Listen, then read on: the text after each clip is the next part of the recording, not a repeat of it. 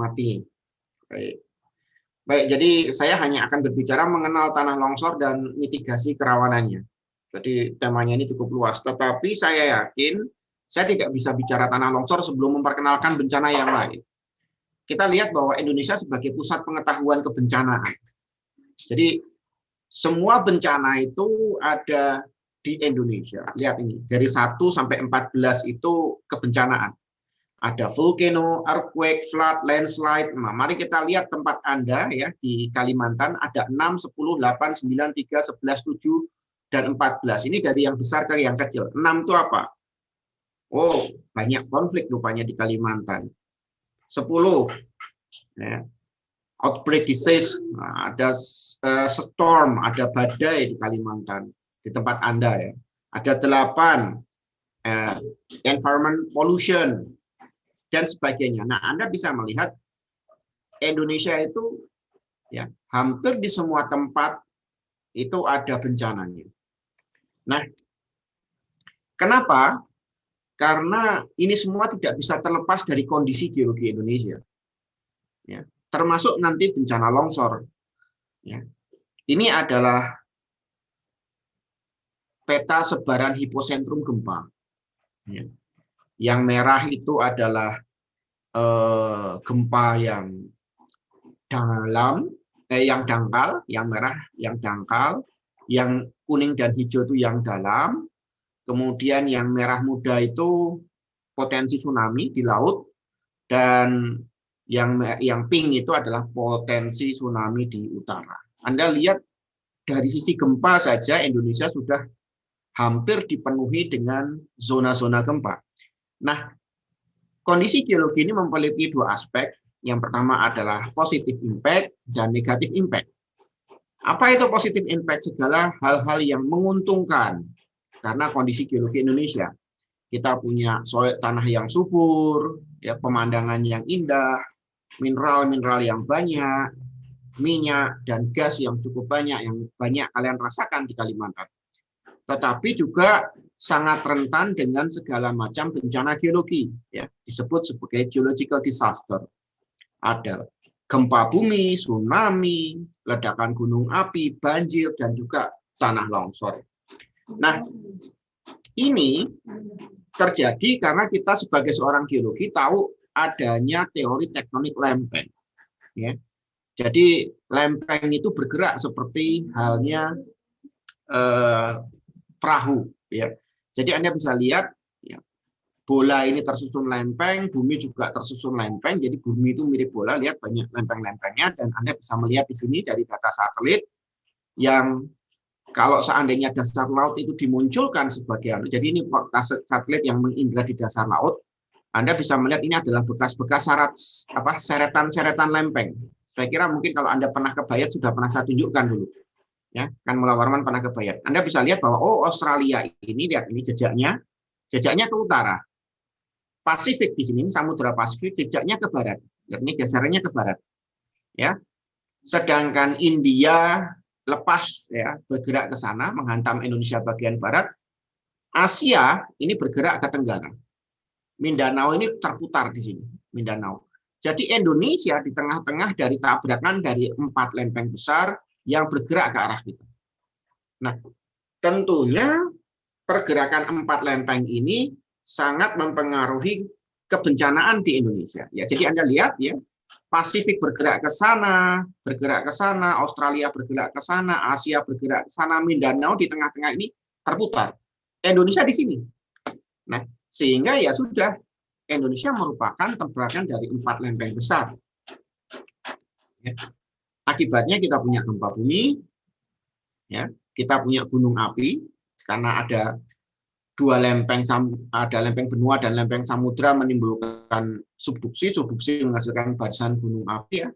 Bersamaan dengan zonasi gempa ini ada sirkum Pasifik ya di sisi sini, sisi timur, dan sirkum Mediterania di sisi barat hingga selatan. Jadi kita dikelilingi. Tetapi Anda di sisi lain juga tahu bahwa oh gunung api itu tidak sekedar bencana, gunung api itu juga merupakan anugerah karena dari situlah muncul banyak sekali mineral. Jadi kalau dilihat dengan adanya lempeng yang menunjam di Indonesia, ya, ini masuk ke dalam, maka banyak batuan di sini yang terangkat ke atas, ya, sehingga lahirlah banyak pulau, lahirlah banyak proses-proses endogenik yang menyebabkan apa ya? Berbagai sumber daya yang berada di dasar bumi ini terangkat ke atas dan sekarang bisa kita manfaatkan, bisa kita tambang.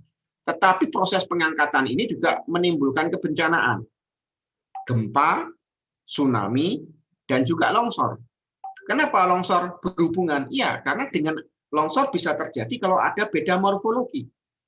Ada tinggian, ada lereng. Nah, tinggian dan lereng itu umumnya terbentuk karena proses endogen. Sehingga ya semua proses-proses geologi, ya semua proses-proses geologi ketika berinteraksi dengan kehidupan manusia dan menimbulkan kerugian, ini semua disebut sebagai bencana alam geologi.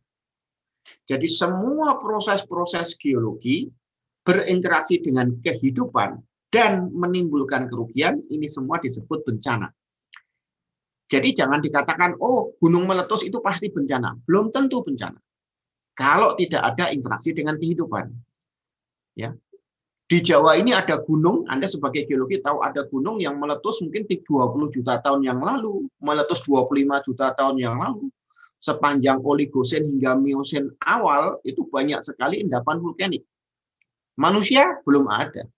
Itu semua bukan bencana, bahkan anugerah, ya, karena menghasilkan banyak mineral-mineral. Jadi proses geologi berinteraksi dengan manusia melahirkan kerugian baru disebut bencana.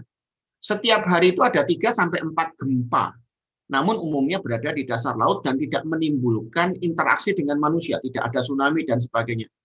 Ya itu juga bukan bencana. Jadi tidak berarti gempa itu berarti bencana, belum. Tidak berarti longsor itu bencana, belum. Tidak berarti banjir itu bencana, belum.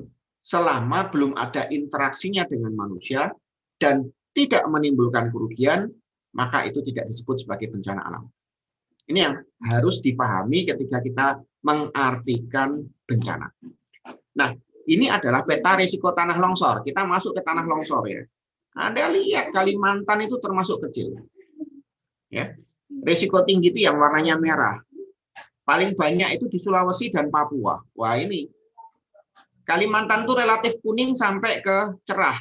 Relatif kecil sebetulnya Kalimantan kita itu. Ya. Kecuali beberapa bagian di bagian utara. Utara memanjang ke barat itu banyak perbukitan, tetapi yang lain relatif kecil untuk longsor. Tapi kalau untuk banjir banyak. Nah, Anda lihat Jawa juga relatif yang sisi selatan yang banyak sekali terjadi longsor. Sumatera lumayan, sepanjang Bukit Barisan itu sering longsor. Papua paling banyak.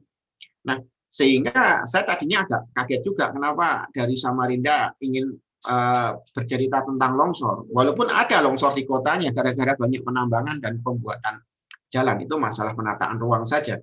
Tetapi kalau Anda perhatikan, yang paling banyak kejadian longsornya adalah Jawa Tengah. Jadi kejadian longsornya paling banyak, tetapi yang terdampak akibat manusianya paling banyak adalah Jawa Barat. Ya. Jadi tidak berarti kalau kejadian longsornya banyak itu kerugiannya terbesar, enggak.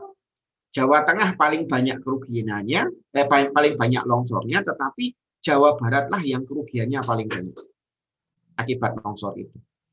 Nah, di sini Kalimantan tidak masuk dalam 10 besar. Kalimantan tidak ada di 10 besar. Ya. Sumatera Barat masuk, ya, Sulawesi Tenggara, Sulawesi Selatan masuk, dan Bali juga bahkan masuk. Jadi kalau Anda perhatikan seperti itu. Nah, lalu bagaimana dengan longsor itu? Yang pertama, semua bencana memiliki siklus. Kita mau bicara gempa punya siklus, tsunami punya siklus, ya, gunung api punya siklus. Termasuk longsor punya siklus. Kenapa longsor punya siklus? Karena pemicu utama longsor adalah hujan. Hujan punya siklus.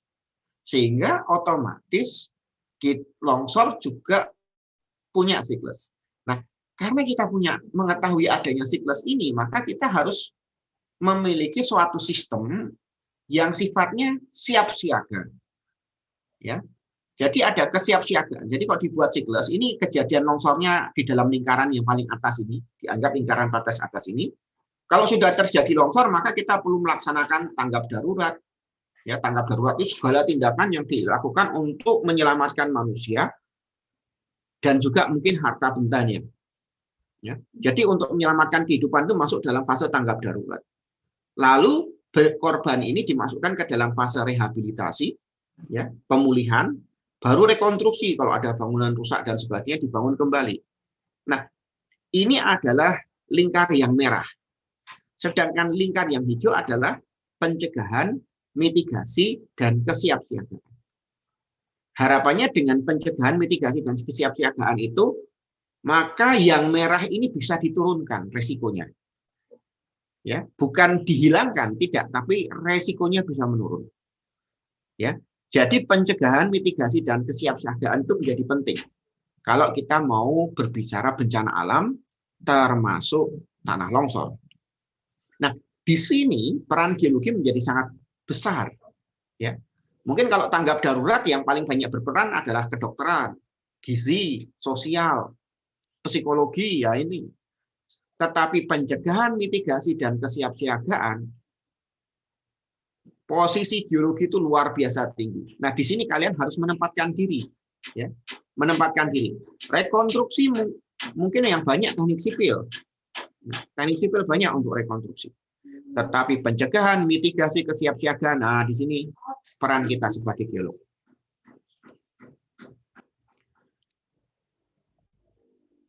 Oleh karena itu, ya. Ini dari dia, kalau Anda lihat ini Fakultas Teknik, ya, kita menyusun naskah akademik ke DPR dan sudah disetujui. Bahkan naskah ini sudah kita presentasikan di PBB, di United Nations. Jadi UNICEF, ya, UNICEF sudah menerima naskah akademik dari Universitas Gadjah Mada menjadi international standard ISO. Jadi ISO bencana longsor itu yang merumuskan adalah Indonesia, dalam hari ini Universitas Gadjah Mada. Nah, kita membentuk suatu naskah akademik yang disebut Master Plan Pengurangan Resiko Gerakan Tanah. Ini sudah menjadi sudah diterima, ya, di pemerintah sampai ke DPR dan sudah diterima di level dunia, dalam hal ini United Nations. Naskah akademik Indonesia diterima karena lebih dari 200 negara menyetujui naskah kita. Sedangkan dari Amerika itu disetujui nggak lebih dari 70 negara. Dan banyak negara besar di Eropa disetujui nggak lebih dari 50 negara. Cina itu naskah akademiknya hanya disetujui oleh 20-an negara. Kita disetujui oleh 200 negara lebih. Sehingga naskah akademik kita itu dijadikan ISO, jadi internasional standar untuk pengurangan resiko bencana longsor. Jadi kita perlu bangga naskah Indonesia diterima. Nah, kebetulan memang UGM diminta leading waktu itu. Jadi sejak awal UGM diminta meneliti longsor di mana-mana di seluruh Indonesia. Nah, isinya apa? Isinya ada introduction. Kenapa ini berbahasa Inggris, ya? Karena ini yang dipresentasikan di PBB waktu itu. Ya, introduction, Landscape Disaster and Priority in each province, ya, di Indonesia. Issue, challenge, and opportunity, kemudian program-program yang dilakukan, termasuk budgeting, monitoring, evaluation, dan reporting. Naskah ini bisa kamu download, bisa kamu baca. Ya, tentang master plan pengurangan resiko gerakan tanah. Ya. Nah, permasalahannya apa? Ya, permasalahannya adalah ini. Jadi National Master Plan itu bukan menghadapi longsornya, tetapi yang ingin kita tekankan di sini adalah riset untuk melakukan mitigasi. Jadi gimana kita mencegah bencana? Mencegah longsornya mungkin sulit, tapi ingat kata-kata saya, tidak semua longsor menjadi bencana. Nah, yang kita coba cegah adalah bencananya. Ya. Proses alam jangan dicegah, tapi bencananya yang harus kita cegah. Ya, proses alam itu sudah rumahnya. Indonesia itu adalah rumahnya proses geologi itu. Bencananya, interaksinya dengan manusia yang harus kita minimalisir. Nah, ini yang menjadi penting ketika kita mencoba membuat National Master Plan for Landslide di DPR pada waktu itu. Jadi apa? Anda bisa melihat sistem peringatan dini. Jadi sistem peringatan dini berbasis masyarakat, dan ini sudah menjadi United Nations, sudah mengglobal. Apa yang kita sampaikan ini sudah menjadi standar internasional. Jadi pengetahuan tentang resiko, pemantauan layanan peringatan, penyebarluasan dan komunikasi, serta kemampuan merespon di sini sudah jalan. Nah, mari kita masuk sekarang ke longsornya. Ya. Kenapa ini menjadi penting? Karena dalam naskah akademik yang kami buat, di Indonesia itu ada 4.300 kalau nggak salah daerah rawan longsor yang bisa membunuh lebih dari 50 orang. Jadi ada 2.800 daerah longsor yang bisa membunuh lebih dari 50 orang. Ada 2.800 titik. Sedangkan peralatan mitigasi yang kita pasang ya, saat ini setahun itu kita hanya memasang tidak lebih dari 20 sampai 30 alat. Anda bayangkan kalau kita bisa optimum 30 alat saja, setahun hanya 300 alat. Sehingga 2.700 itu butuh waktu hampir 100 tahun baru bisa kita pasang alatnya untuk memonitor dan memitigasi semua titik longsor yang ditemukan pada saat ini. Padahal titik longsor itu semakin lama semakin bertambah. Kenapa bertambah? Karena manusianya juga bertambah. Jadi Anda bisa bayangkan bahwa teknologi ya dalam hal ini yang kita desain, kita ciptakan dan kita patenkan. Jadi kita sudah mematenkan alat early warning system internasional sudah kita patenkan, tapi ini tidak menyelesaikan masalah. Bahkan untuk longsor di Indonesia tidak akan bisa selesai karena ingat yang bisa kita pasang nggak lebih dari 30 alat, ya. Sedangkan longsornya lebih dari 2.700 titik. Anda bisa membayangkan itu. Artinya ini butuh komitmen bersama. Semua elemen masyarakat harus dibangun, ya, untuk bisa memahami longsor, ya, dan melakukan deteksi dini secepat mungkin, termasuk upaya mitigasi hingga manajemen bencananya. Semua, termasuk kalian harus bisa masuk di sini. Kalau tidak, longsor ini tidak akan selesai. Ya, kemampuan pemerintah dalam hal ini terbatas. Masang alat paling hanya 30 alat. 30 alat itu satu alatnya kita bandrol sekitar 400 juta kali 30 alat, ya, sekitar 12 miliar setahun kita pasang. Cukup besar. Tetapi nggak bisa menyelesaikan masalah. Kenapa nggak bisa digerakkan masalah? Loh, manusianya nggak semua orang ngerti tentang longsor. Jadi memasang alat tidak semata-mata masang alat, tapi orang yang ngerti longsor lah yang bisa memasang alat-alat itu. Jadi kita perlu belajar sama-sama, termasuk bagaimana membuat alatnya perlu kita pelajari sama-sama. Suatu saat mungkin bisa kita diskusikan.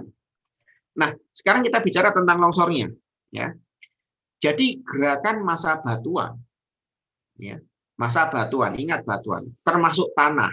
Tanah adalah batuan yang sudah lapuk, termasuk bahan rombakan. Bahan rombakan itu misalnya kamu menimbun, tanah timbun, ya, menjadi penyusun lereng yang bergerak melalui bidang gelincir, lengkung atau lurus, itu disebut longsoran. Ini mirip dengan gerakan tanah. Kalau tanah itu jelas, itu kalau di dalam geologi tanah itu kan hasil lapukan batuan. Kalau batuannya sendiri sering disebut longsoran. Kalau tanah material hasil rombakannya disebut sebagai gerakan tanah. Gerakan tanah termasuk longsor enggak? Ya termasuk. Karena tanah merupakan bagian dari longsor. Tapi tidak semua longsor adalah gerakan tanah. Ini yang harus dipahami. Jadi sekarang jenis-jenisnya apa saja? Ya, ini ada tipenya tadi ada saya tulis ada batuan, ada tanah. Jadi ini adalah jenis-jenis bukan gerakan tanah. Ini sebenarnya jenis-jenis longsor. Ya, ini yang kiri jenis-jenis longsor. Longsor itu ada batuan, ada tanahnya. Nah, kalau lerengnya sangat terjal, bisa menghasilkan faults, runtuh dia, jatuh. Fault itu jatuh. Yang jatuh bisa batuan, sehingga disebut sebagai rock fall. Gerakannya cepat. Ya. Bisa juga tanah yang jatuh. Ya. Jadi ini disebut sebagai tanah yang runtuh, runtuhan tanah. Ya, tanah yang jatuh, bisa batu, bisa tanah. Kemudian ada roboh. Jadi ada jatuh, ada roboh. Kalau roboh itu dia masih menempel. Kalau jatuh itu dia lepas. Kalau batuan yang jatuh namanya robohan batuan. Kalau tanah yang roboh, ada robohan tanah atau robohan bahan rombakan. Apa bedanya tanah-tanah ini hasil lakukan batuan, sifatnya alami. Apa itu bahan rombakan? Bahan rombakan itu bahan timbul. Misal di Kalimantan kan banyak penambangan batu bara. Nah, material tanahnya itu dikupas, kemudian ditimbunkan di satu tempat untuk nanti dikembalikan. Nah, timbunan itu berpotensi longsor. Nah, longsoran yang tipenya robohan akibat timbunan itu disebut sebagai robohan bahan rombakan. Kan biasa atau mereka menimbun tanah hasil tambang itu membentuk bukit-bukit. Nah, bukit itu bisa longsor. Longsor itu bisa disebut sebagai robohan bahan rombakan. Karena itu bukan tanah asli dan bukan batuannya. Kemudian ada slide. Slide itu menggelincir. Ya, slide. Ya. Kalau dia gerakannya planar, namanya slam. Slam. Jadi gerakannya planar itu lurus gitu, slam. Kalau dia berotasi, berputar, itu bisa block slide, bisa rock slide. Ini pada batuan. Ya. Kalau pada bahan rombakan, itu namanya debris. Kalau pada robohan tanah, itu namanya slum earth. Ya. Slum earth flow. Flow itu aliran, earth ini adalah tanahnya. Jadi tanah kadang disebut earth yang slumping. Ya, slump. Kemudian ada istilahnya flow. Flow ini aliran. Termasuk banjir bandang itu adalah flow. Ya. Ini dari kering hingga basah. Jadi kalau dia kering tidak ada material fluida, tidak ada airnya, bisa fragmen batuan ini bergerak. Jatuh biasa bergerak tanpa ada air. Bisa pasir, bisa lumpur. Nah, kalau lumpur tentunya sudah mulai ada air di sini. Demikian juga tanah. Nah, ini adalah istilah-istilah ya, aliran dari yang kering paling atas hingga yang paling bawah ini adalah kalau dia banyak fluidanya. Banyak fluidanya. Bedanya aliran dengan false robohan dan slide apa? False robohan dan slide ini banyak dipengaruhi oleh gravitasi. Ini sudah mulai banyak dipengaruhi oleh fluida. Ya, sudah mulai banyak dipengaruhi fluida. Jadi adalah istilah rock avalanche, rock fall avalanche. Jadi aliran dari batuan. Ada sin atau silt flow, aliran dari pasir atau lanau dan sebagainya. Ada istilahnya debris flow, aliran debris dari sebuah debris avalanche yang bergerak setelah terkena air, dia bergerak ke bawah. Itu disebut sebagai debris flow. Nah, ini contohnya. Lalu ada istilahnya yang kompleks. Kompleks itu gabungan dari bermacam-macam. Kalau kompleks udahlah nggak usah. Dan yang kompleks ini yang sebetulnya kadang banyak terjadi. Jadi ada tanahnya bergerak, batuannya juga gitu. Jadi sudah sangat kompleks. Lalu ada, nah ini adalah gambarnya ya. Rockfall itu batuannya yang jatuh, ya. Kalau kita bicara debris, debris itu kan material rombakan. Jadi ini yang bagian atasnya saja, tanahnya saja yang ambrol, ya. Kalau ini batuannya, ya. Kalau ini batuannya, slam ini batuannya, ya. Rock slide ini batuannya, yang ini debris itu adalah tanahnya. Jadi kalau tanahnya, lapukan atasnya saja yang longsor, itu disebut sebagai debris. Ya, sedangkan kalau batuannya bisa rockfall, slam atau rock slide. Ini contoh saja, contohnya saja dari penjelasan tadi. Ini contoh yang lebih banyak, ya. Nah, Anda bisa lihat di sini, ya, regolith itu adalah batuan tanahnya. Jadi kalau tanahnya ini yang jatuh, bedrocknya enggak.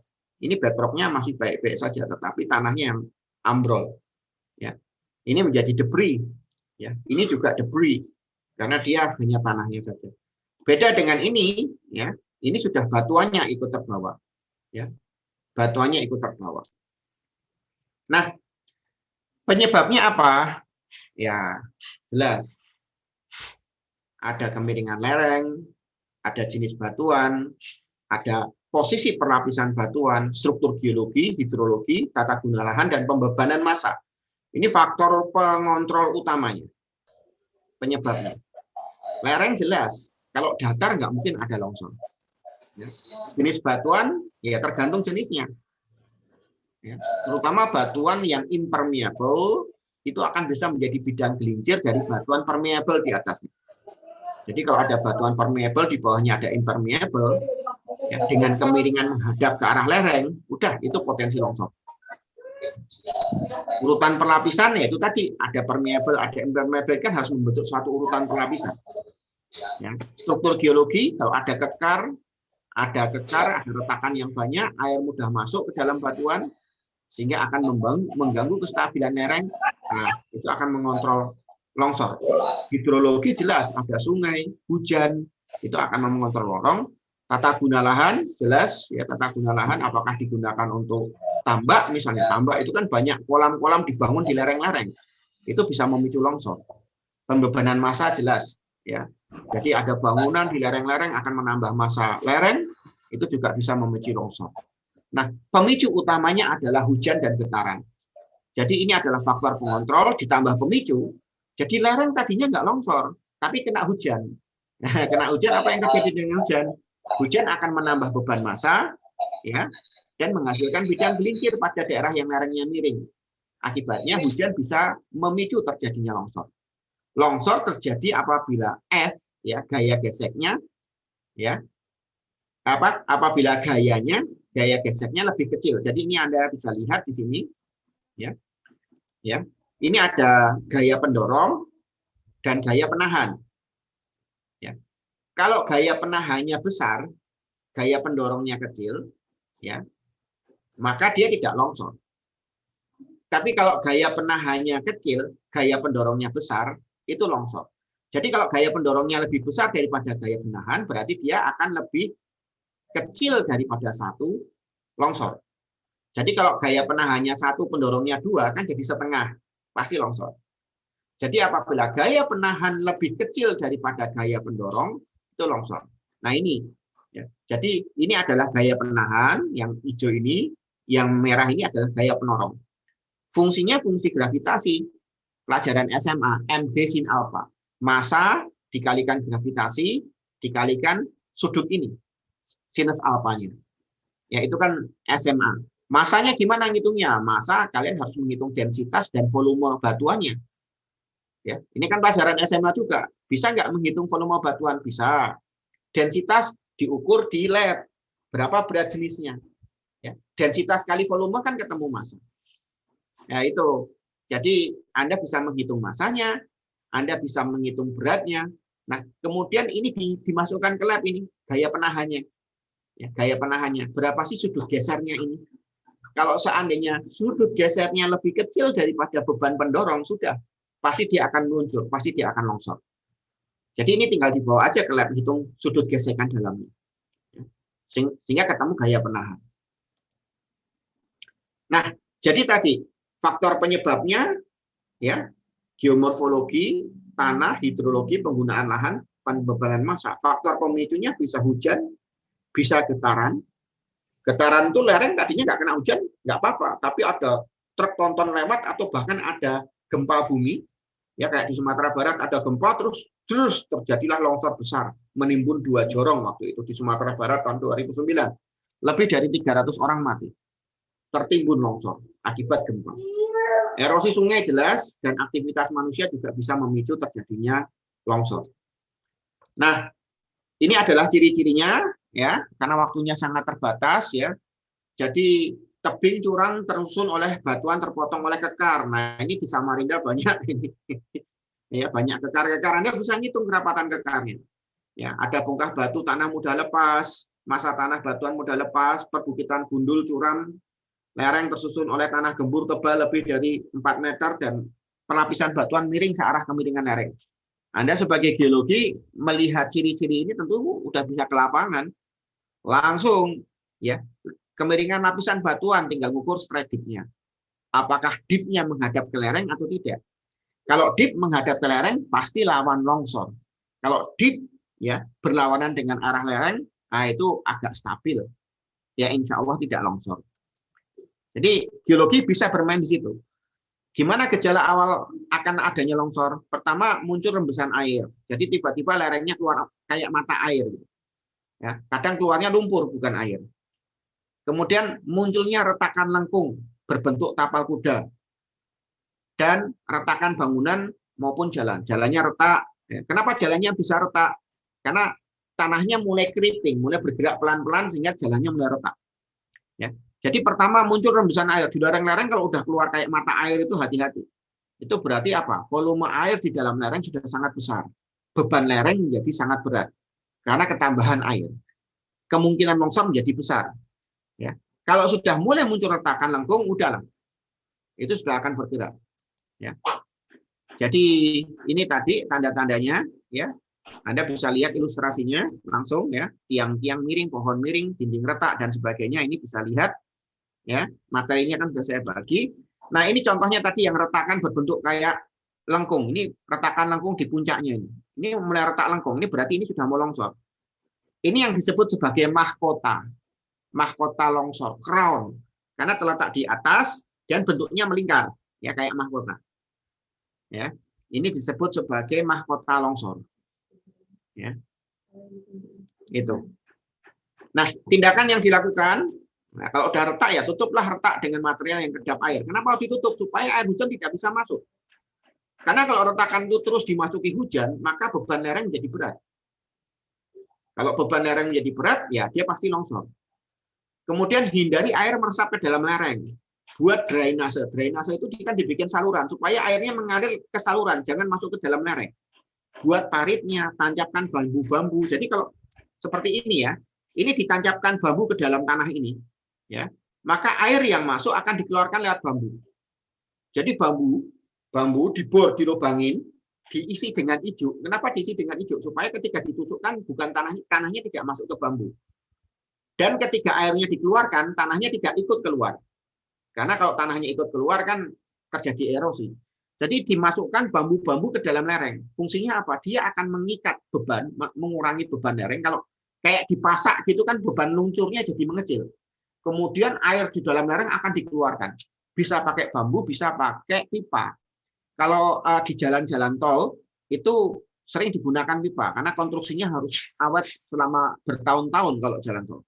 Ya. Jadi kalau Anda lihat jalan-jalan di Kalimantan belum ada jalan tol ya baru akan ya. Tapi kan banyak jalan-jalan yang lerengnya terjal kemudian oleh PUPR dibangun ada pipa-pipa keluar itu.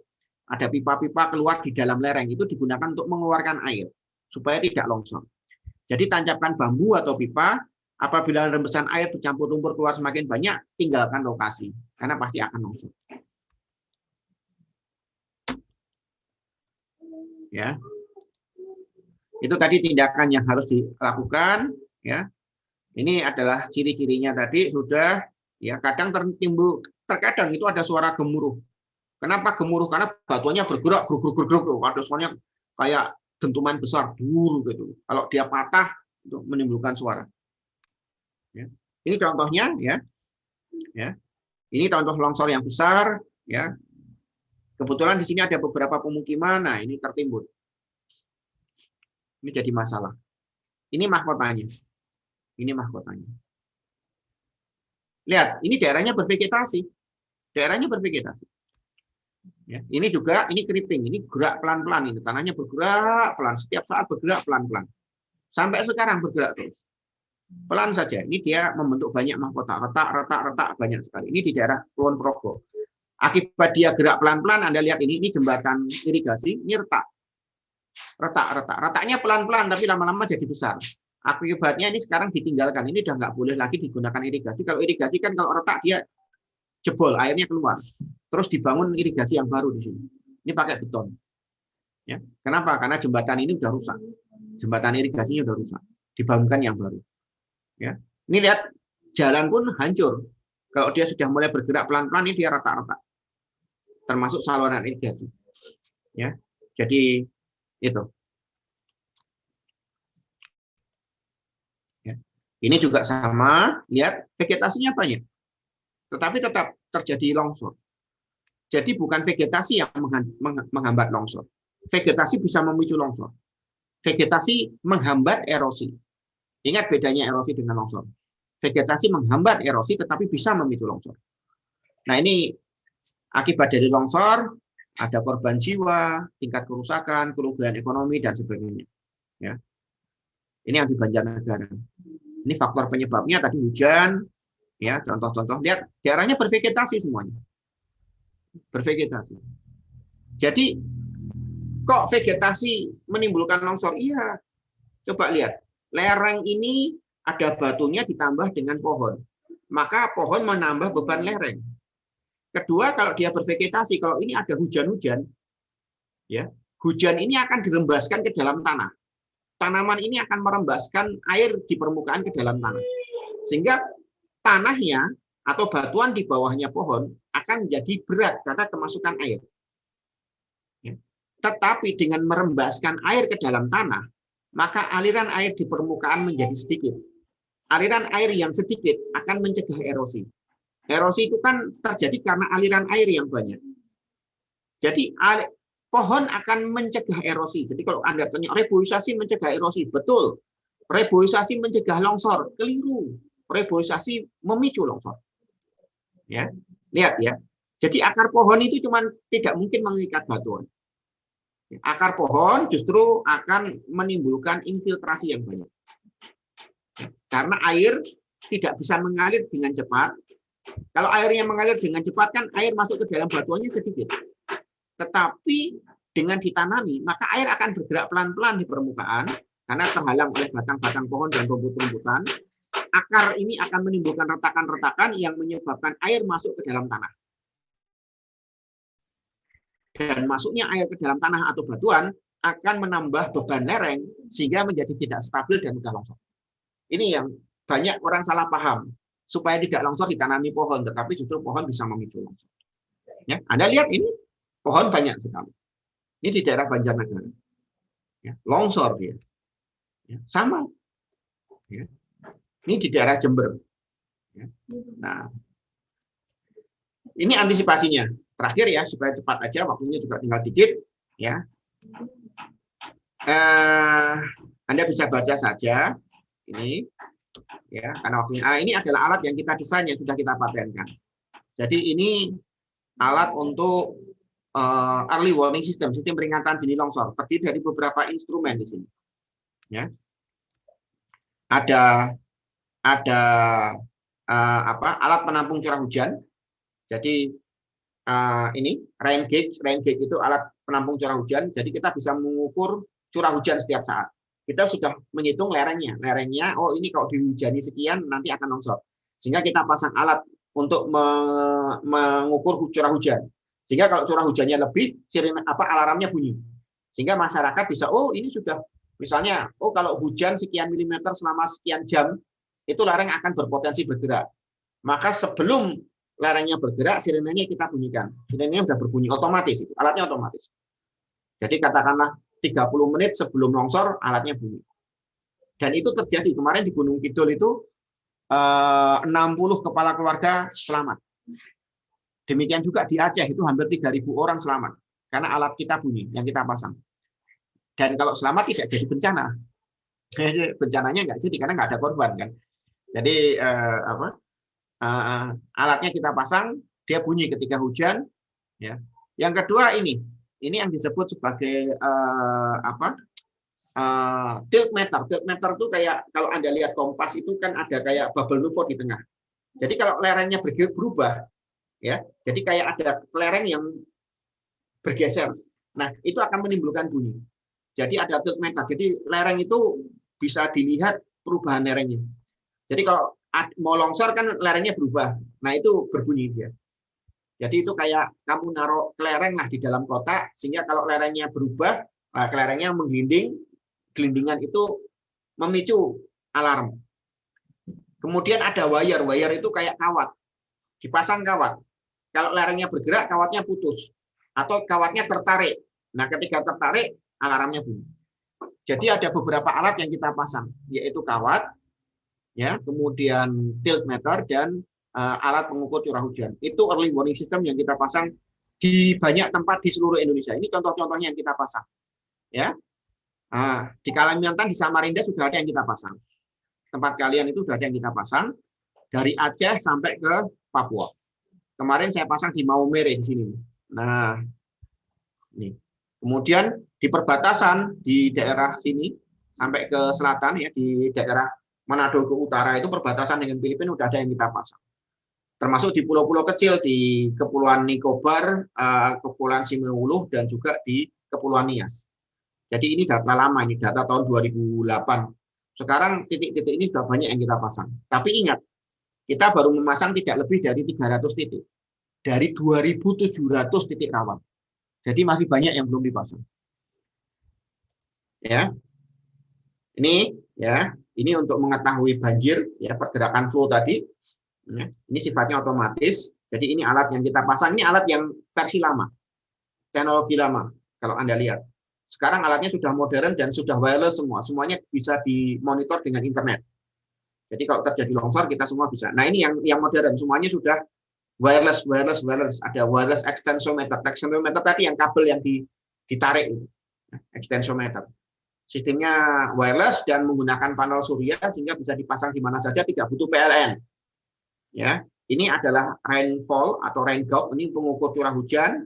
Ini yang tilt meter tadi yang di dalamnya ada kayak kelereng untuk bisa bergerak, dan ini extensometer itu yang kabelnya tadi. Dan ini semua datanya dikirim, ya, dengan repeater ke control room. Control room ini terletak di BPBD.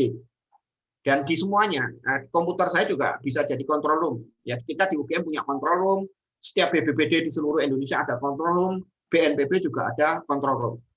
Nah, ini semua sehingga gempa itu longsor itu bisa kita monitor. Ya. Ini interface real time. Jadi semuanya real. Curah hujan berapa itu bisa kita baca saat itu juga. Ya. Termasuk pergerakan lereng bisa kita baca saat itu juga. Di mana saja yang sudah kita pasang alatnya. Lebih dari 300 titik di seluruh Indonesia. Dia real time. Nah, ini contohnya. Suaranya kedengaran nggak? Kedengaran, Pak. Ya. Jadi ini adalah sirena bunyi yang bunyi ini mengikuti. Jadi kayak misalnya orang Papua, kita menggunakan suaranya orang Papua. Kemarin orang Jawa Timur, Jember, ya, poro sedulur, Melayu itu lari, tsunami, poro sedulur, ono tsunami, Melayu. Jadi sirenenya tidak menggunakan bahasa lokal. Papua, ya, kita minta orang Papua bicara untuk bisa lari kabur kalau ada longsor dan sebagainya. Saudara beta siap mau longsor. Saudara-saudara, jadi bahasanya macam-macam. Nah, nanti kalau sudah ngungsi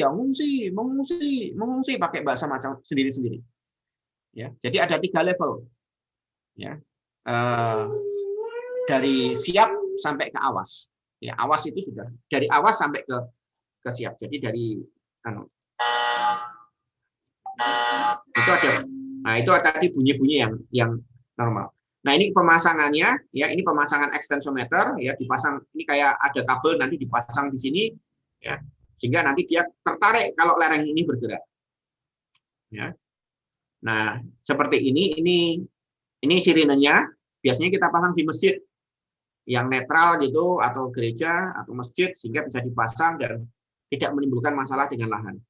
Nah, ini tilt meter, semuanya wireless, ya, dipasang semua di lereng-lereng. Ini sistemnya sederhana, jadi kalian bisa membuat sendiri, kalian bisa konsultasi dengan kita gimana cara membuatnya sehingga bisa dipasang di Samarinda. Ya, ini koordinasi dengan masyarakat. Jadi kalau nanti kita sosialisasikan kan, kalau bunyi begini masyarakat harus berkumpul, kalau bunyi begini mereka harus segera mengungsi dan sebagainya. Dibangun sistemnya dibangun. Jadi kalau mengungsi siapa yang bagian dapur umum, siapa yang bagian itu sudah kita simulasikan. Jadi di semua titik kita pasang alat, masyarakatnya kita siap siapkan, kita siagakan, dan kita simulasikan dimanapun, termasuk latihan evakuasi. Dari latihan evakuasi kita tahu, oh di desa A untuk mengevakuasi butuh waktu 30 menit, di desa B 20 menit, di desa C mungkin 1 jam. Karena setiap tempat kan beda-beda. Mungkin ada jumlah manula, jumlah ibu hamil, jumlah balita, itu bisa mengurangi kecepatan evakuasi. Sehingga nanti alat itu kita set. Misalnya kalau desa A 30 menit baru bisa evakuasi, maka status awas itu harus diset katakanlah 45 menit supaya aman. Ya. Jadi statusnya alat tadi bunyinya kapan itu kita buat setelah dilakukan evakuasi. Latihan simulasinya dulu, baru alatnya kita set. Supaya aman. Jangan sampai alatnya bunyi 10 menit sebelum bencana, padahal masyarakat untuk mengungsi butuh waktu 30 menit. Kan kena bencana juga nantinya. Nah, ini ada peta evakuasinya kita buat. Ya, di mana zona amannya, di mana zona rawannya, mereka harus lari lewat mana. Nah, ini kita buat. Ini adalah peta evakuasi. Ini organisasinya, ini tingkatnya tingkat desa ya. Anda bisa lihat, ini nama-nama bukan nasional, ini nama-nama orang-orang desanya, anggotanya siapa, bagian mobilisasi masyarakat siapa, ketua logistiknya siapa, P3K-nya siapa, data informasi siapa, keamanan siapa, ini semua. Termasuk koordinator evakuasinya siapa. Ini kita pasang di setiap desanya. Diberi baju, ya, diberi seragam supaya mereka punya kebanggaan. Nah, ini contohnya tadi kondisi geologi dan ini cara-cara kita melakukan monitoring. Ya. Mungkin waktunya habis, ya. Saya tidak akan berpanjang lagi. Nah, ini yang di Sumatera Barat, ya. Sini ada dusun, sini ada dusun. Ketika terjadi gempa, longsor besar sekali. Ya. Ini sketsa setelah longsoran. Waktunya cukup, mungkin sebegitu yang bisa saya sampaikan saat ini. Billahi taufiq wa hidayah. Assalamualaikum warahmatullahi wabarakatuh. Kalau ada diskusi silakan. Terima kasih.